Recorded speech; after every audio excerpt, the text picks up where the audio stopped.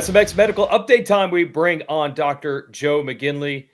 Man, a wallop of a crash for Levi Kitchen, who was looking so good at Daytona, but that's the scariest one of all, the end over end. He says he has some fractures in his upper back and a broken collarbone. What do you think when you hear that, doctor? Well, first I saw that crash, and with that update, I'm somewhat relieved, right? That could have been a lot worse. That's one of the most scary injuries you can have at high speed, where you can injure your spine.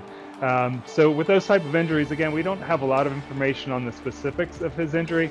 The clavicle, the collarbone, we've talked about multiple times.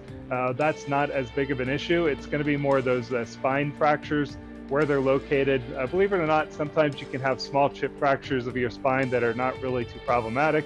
It's more concerning where the main structure of the spine, if that were to be fractured, that's where it gets to be a little bit more concerning on the injury side. But unfortunately, right now, we don't have specifics on what he had. We just know that he did have a few spine fractures and that clavicle fracture. Well, unfortunately, that wasn't the only injury as of late. But from what I understand, you spoke with Jordan Smith. I could have told you he was going to try to ride Indy. That's who these people are. But sounds like he's out. And what can you tell us on the Jordan Smith update front?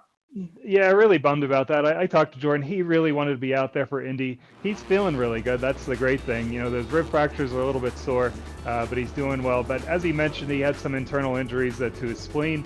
It's risky to go back out there. That's not just a pushing through it type injury. When you have a solid organ injury, specifically the spleen, there's a lot of blood flow that goes through the spleen. And as it's healing, it's actually a bit more fragile about 10 to 14 days after initial injury. That's literally right at the date of the Indy race. So, if you were to go back out there and guarantee you're not going to wreck, you'd probably be fine. But as you know, in motocross, you wreck on the parade lap. So, it's just too risky to be out there. You need a little bit more time for that spleen to heal. Hopefully he's back out there by Seattle, but a little bit risky getting out there for Indy. Thanks, Dr. Joe. Thank you.